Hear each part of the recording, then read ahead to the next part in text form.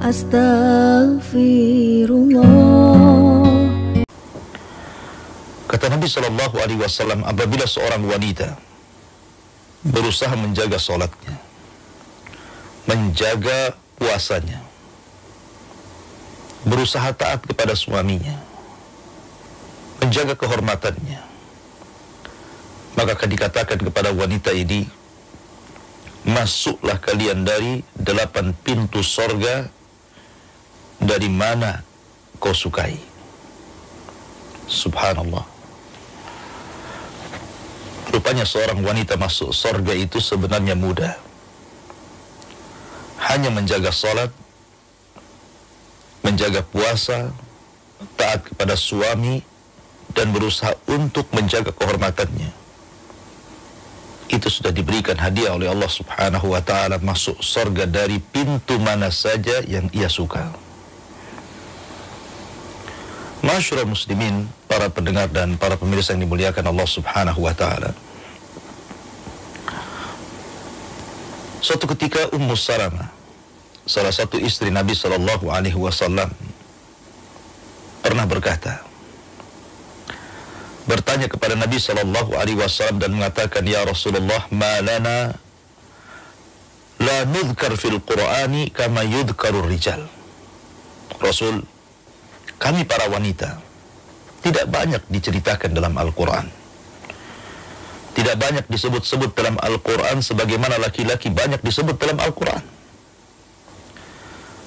Maka Nabi SAW terdiam sampai akhirnya turun ayat, Innal muslimina wal muslimat wal mu'minina wal mu'minat wal qanitina wal qanitat was sadiqina was sadiqat was sabirina was sabirat wal khashiina wal khashiat wal mutasaddiqina wal mutasaddiqat was saimina was saimat wal hafidina furujahum wal hafidat وَالذَّاكِرِينَ اللَّهَ كَثِيرًا وَالذَّاكِرَاتِ أَعَدَّ اللَّهُ لَهُمْ مَغْفِرَةً وَأَجْرًا عَظِيمًا. Turun ayat ini. Sesungguhnya innal muslimina wal muslimat, orang-orang muslim laki-laki dan seorang muslim perempuan, dan juga orang mukmin laki-laki dan orang mukmin perempuan, dan orang-orang yang menegakkan qiyamul lail laki-laki dan orang yang menegakkan qiyamul lail perempuan, dan orang yang jujur dari kalangan laki-laki dan orang-orang yang jujur dari kalangan perempuan, dan orang-orang yang sabar dari laki-laki dan orang-orang yang sabar dari perempuan, dan orang yang khusyuk dari laki-laki dan orang-orang yang khusyuk dari perempuan, dan orang-orang yang suka bersedekah dari laki-laki dan orang-orang yang suka bersedekah dari perempuan, dan orang-orang yang berpuasa dari kalangan laki-laki dan orang-orang yang berpuasa dari kalangan perempuan, dan orang-orang yang senantiasa menjaga kemaluan mereka dari kalangan laki-laki dan orang-orang yang suka menjaga kemaluan mereka dari kalangan perempuan, dan juga wanita-wanita dan juga laki-laki ahli dzikir, maka mereka akan mendapatkan ampunan dan pahala yang sangat besar. Ma'asyiral muslimin yang dimuliakan Allah Subhanahu wa ta'ala. Maka dari sini Allah Subhanahu wa ta'ala mengatakan wadzakirina Allaha katsira wadzakirat. Di sana ada wanita-wanita ahli dzikir, wanita-wanita yang senantiasa dekat dengan Allah Subhanahu wa ta'ala. Siapakah mereka? Tentu di antara wanita-wanita ahli dzikir, ahli ibadah yang ingin saya ceritakan di pagi hari ini adalah mereka orang-orang yang dekat dengan keluarga Nabi sallallahu alaihi wasallam, istri-istri Nabi sallallahu alaihi wasallam, putri-putri Nabi sallallahu alaihi wasallam, dan juga wanita-wanita sahabiyah di zaman Nabi sallallahu alaihi wasallam. Ma'asyiral muslimin yang dimuliakan Allah Subhanahu wa ta'ala. Dahulu para wanita sangat cemburu apabila melihat orang berada di atas ibadah. Berbeda dengan wanita di zaman sekarang. Mereka cemburu apabila saudaranya, atau mungkin saudarinya, atau mungkin temannya berada di atas dunia. Melihat pakaiannya indah, tasnya bagus, kendaraannya mewah, rumahnya megah. Terkadang ada orang cemburu. Akan tapi di zaman itu, di zaman keemasan, di zaman salaf, maka mereka tidak pernah cemburu dengan urusan dunia. Mereka hanya cemburu dengan urusan agama.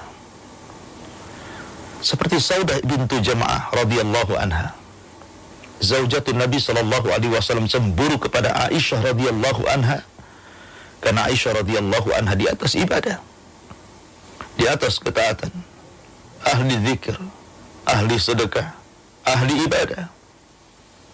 Maka dia pun sangat ingin seperti Aisyah radhiyallahu anha. Dan Nabi sallallahu alaihi wasallam bersabda, la hasada illa fi ithnataini, rajulun atahu Allahu malan fasallatahu ala halakatihi fil haq, wa rajulun atahu Allahu hikmatan wa huwa yaqdi biha wa yu'allimuha, muttafaqun alaih. Kata Nabi sallallahu alaihi wasallam, tidak ada hasad kecuali dalam dua perkara. Artinya semua hasad itu tercela kecuali dua perkara. Semua hasad itu terlarang kecuali dua hasad. Pertama, hasad kepada seseorang yang diberikan harta. Dengan hartanya betul-betul dia belanjakan di jalan Allah subhanahu wa ta'ala, di atas hak kebenaran. Ataupun seorang laki-laki yang diberikan hikmah, pengetahuan, ilmu, sehingga dengan ilmunya dia berusaha untuk mengamalkannya dan mengajarkannya. Maka Saudah bintu Jam'ah hasad kepada Aisyah radhiyallahu anha, bukan hasad tercela atau bahasa yang lain disebut ghibthah, hasad yang terpuji, karena melihat Aisyah radhiyallahu anha ahli puasa, ahli ibadah, ahli sedekah dan begitu seterusnya. Maka Saudah sangat cemburu dengan Aisyah radhiyallahu anha. Begitulah wanita di zaman salaf. Masyaallah muslimin yang dimuliakan Allah subhanahu wa ta'ala, ketika Nabi sallallahu alaihi wasallam menceraikan Hafsah bintu Umar karena membongkar rahasia Nabi sallallahu alaihi wasallam, ada yang mengatakan dalam permasalahan Maria Kibdiyah, ada yang mengatakan dalam masalah madu Zainab, sehingga turun suratul Tahrim. Sehingga Nabi sallallahu alaihi wasallam ketika itu hendak menceraikan Hafsah. Setelah Nabi sallallahu alaihi wasallam betul-betul menceraikan Hafsah bintu Umar radhiyallahu an, fanazala Jibril, tiba-tiba Jibril datang kepada Nabi sallallahu alaihi wasallam dan mengatakan, ya Rasulullah, ya Nabi Allah, inna Allah ya'muruka an turaji'a Hafsata rahmatan bi Umar. Sesungguhnya Allah subhanahu wa ta'ala memerintahkan kamu, wahai Muhammad, agar rujuk dengan Hafsah karena kasih sayangnya kepada Umar bin Khattab radhiyallahu an, di mana Umar itu seorang ahli ibadah. Dalam riwayat, innallaha ya'muruka an turaji'a Hafsata fa innaha sawwamatan qawwamatan wa zawjuka fil jannah. Karena Allah subhanahu wa ta'ala memerintahkan engkau, wahai Muhammad, untuk rujuk dengan Hafsah, karena Hafsah adalah wanita ahli puasa, wanita ahli qiyamul lail, dan dia adalah istrimu di sorga.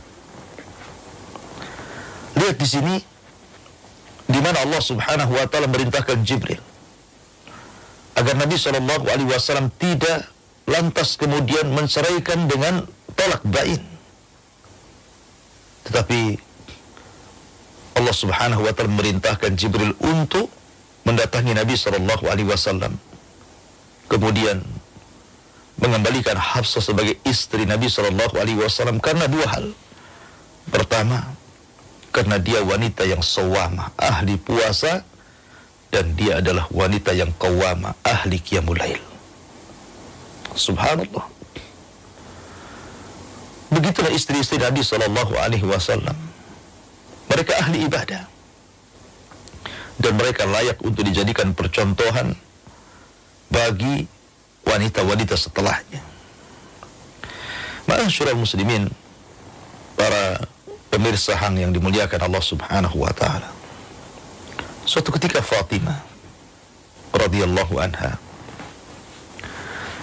dia mengadukan soal tangannya yang lelah letih, yang setiap hari mengadon roti, sehingga terkadang rusak tangannya Fatimah. Tangan bintu Nabi sallallahu alaihi wasallam, tangan putri Nabi sallallahu alaihi wasallam rusak, pecah-pecah, karena dia sangat bekerja keras untuk menjadi seorang ibu rumah tangga. Berbeda dengan wanita-wanita di zaman sekarang, terkadang ingin simpelnya saja hidup ini.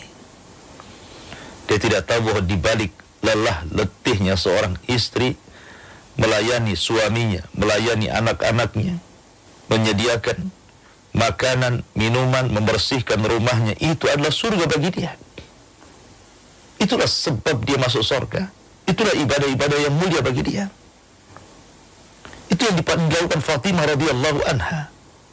Dia sibuk menjadi ibu rumah tangga, semua dikerjakannya.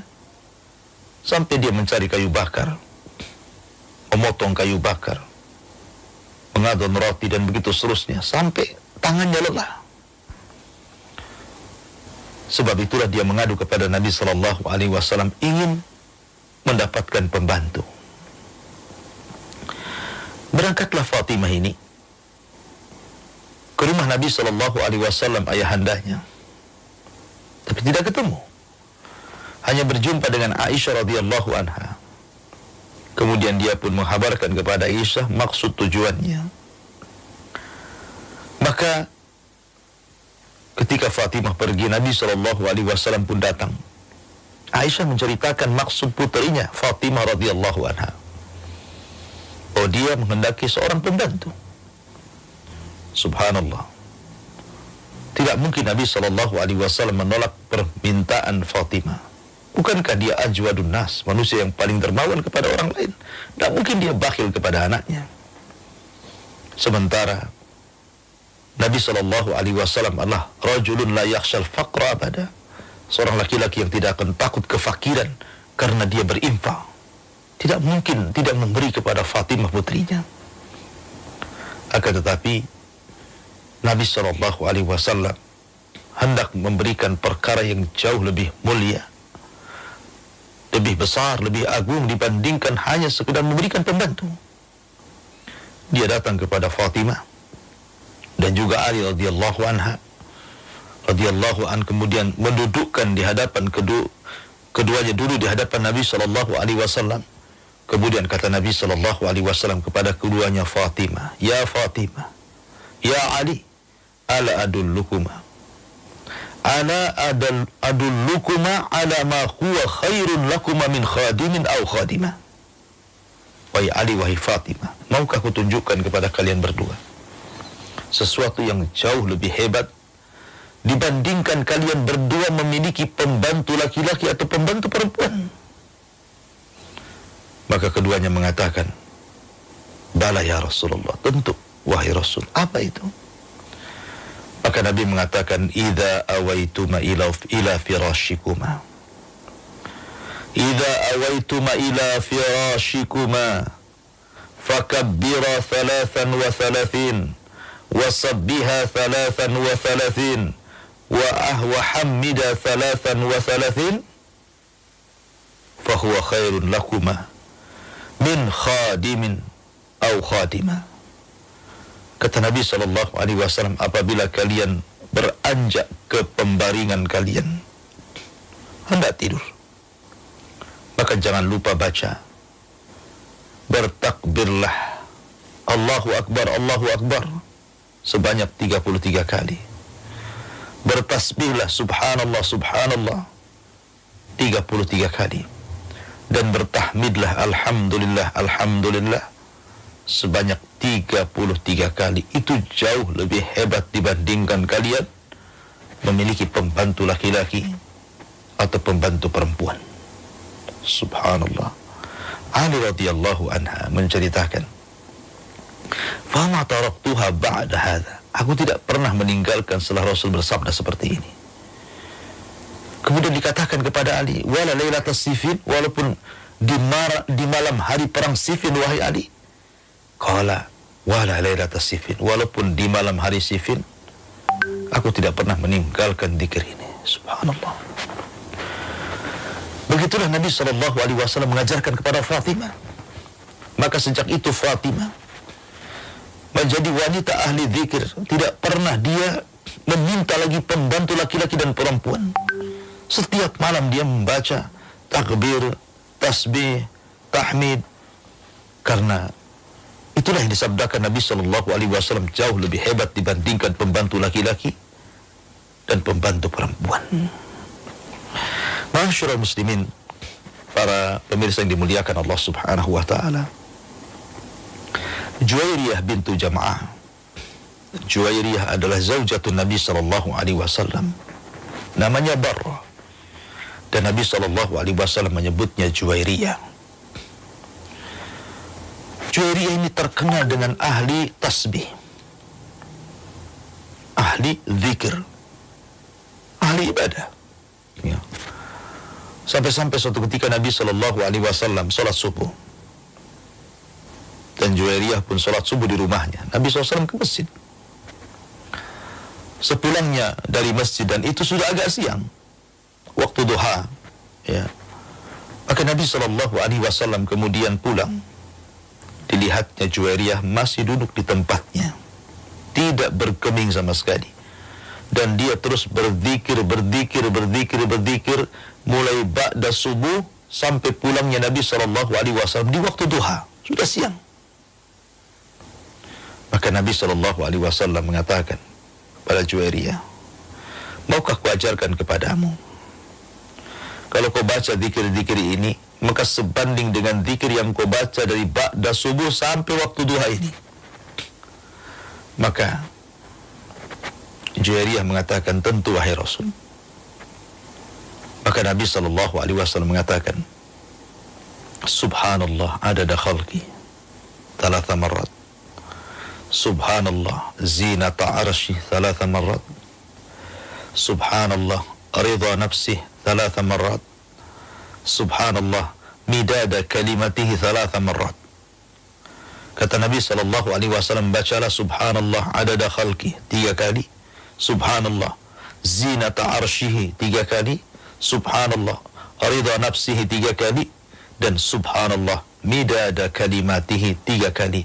Maka dengan membaca ini sebanding dengan engkau berzikir mulai ba'da subuh sampai sekarang, kata Nabi SAW.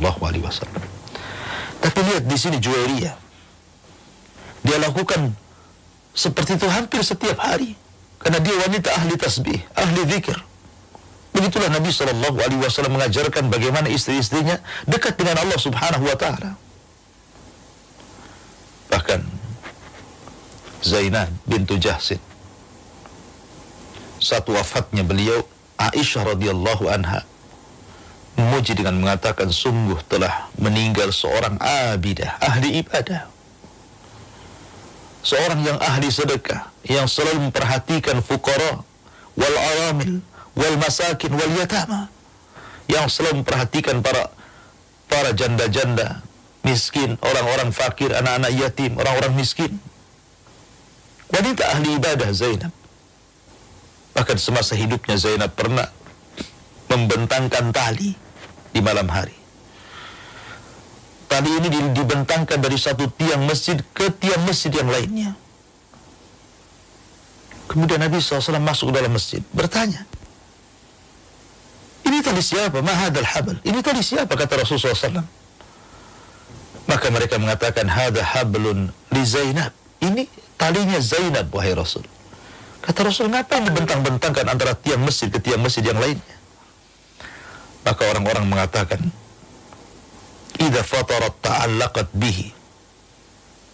Apabila dia sedang salat malam, kemudian kelelahan, keletihan, maka dia ikat badannya dengan tali ini supaya tidak jatuh. Bahkan Nabi SAW mengatakan, haluh, putuskan. Liyusalli ahadukum nasyatahu, fa idza fatara falyarkud. Seseorang itu kalau sholat sesuai kemampuannya, kalau sudah tidak sanggup, sudah ngantuk, tidur, kata Rasul.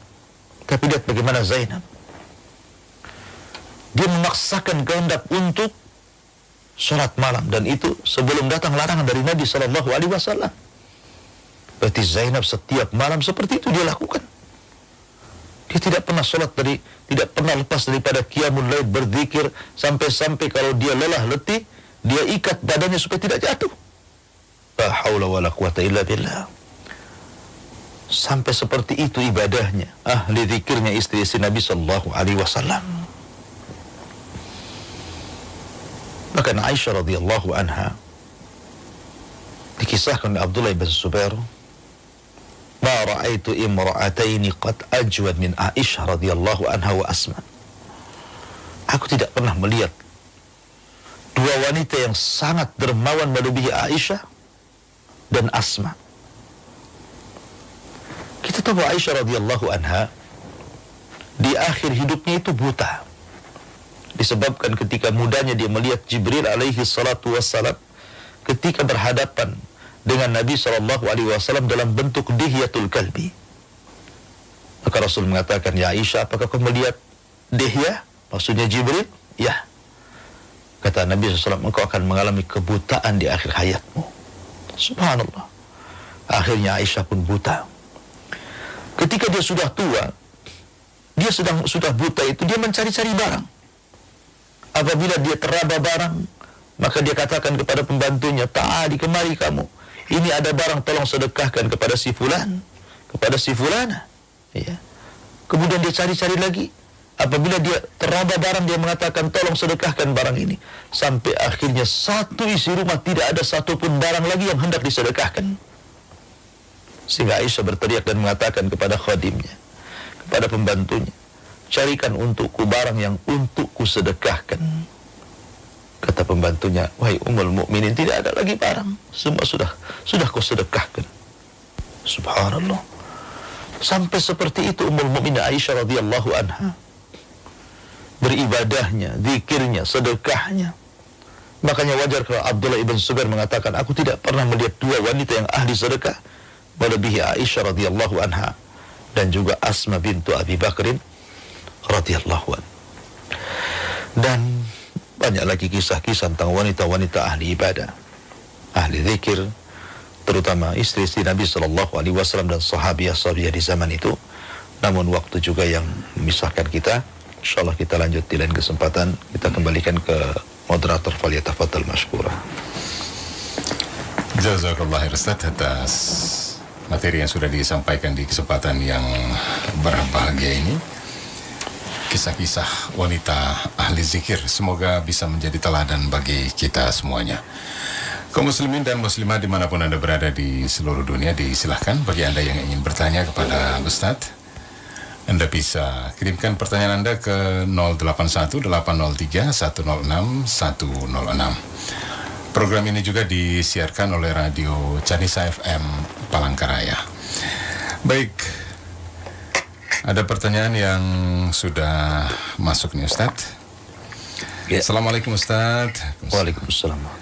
Dari Bu Ana di Batam, bagaimana dengan istri yang rajin ibadah, rajin berzikir, tapi masih sering lalai dengan perintah suami?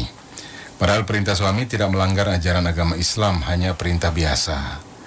Tetapi karena istri sedang berzikir dan sedang membaca Al-Quran, maka pada akhirnya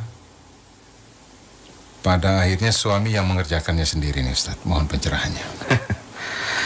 Ya Masya Allah. Alhamdulillah. Iya.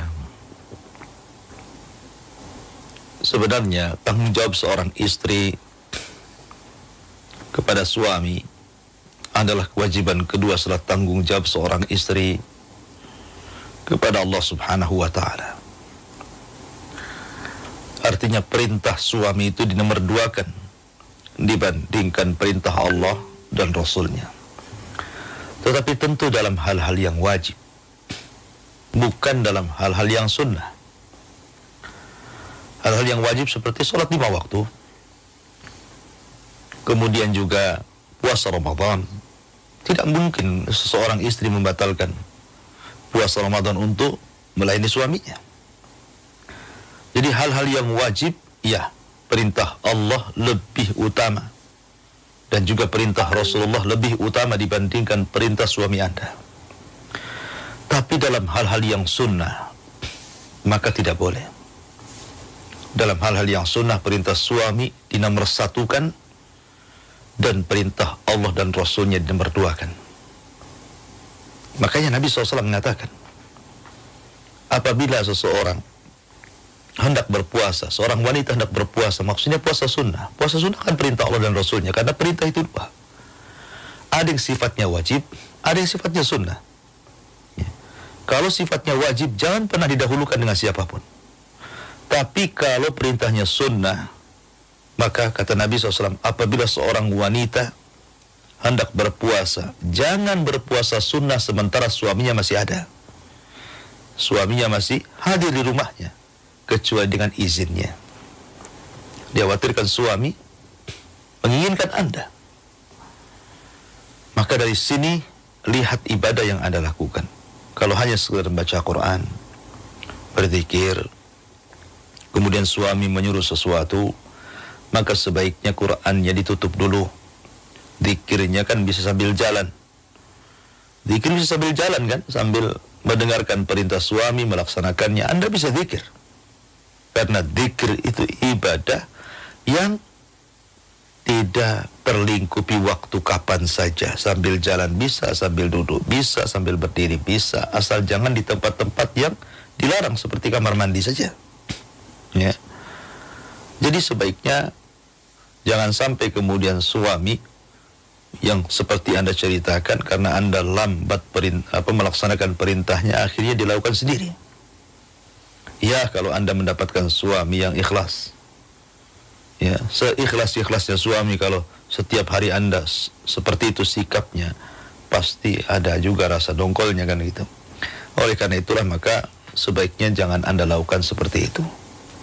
Perintah suami dahulukan kalau Anda sedang melakukan hal-hal yang sunnah.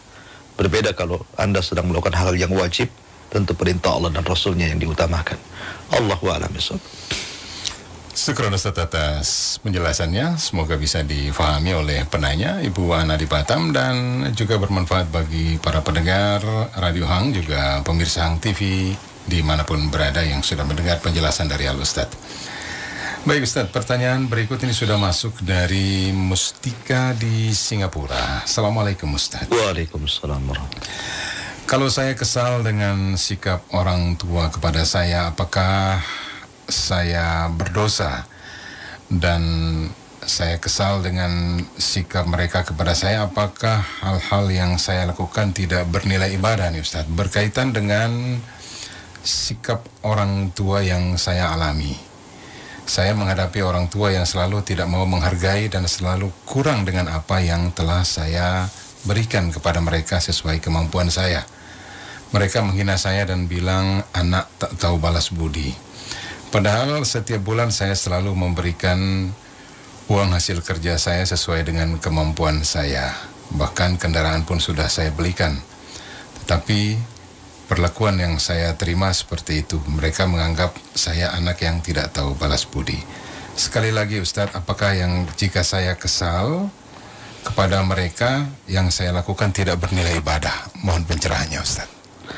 Iya, alhamdulillah. Iya, terkadang Allah Subhanahu wa ta'ala menguji seseorang itu dengan macam-macam.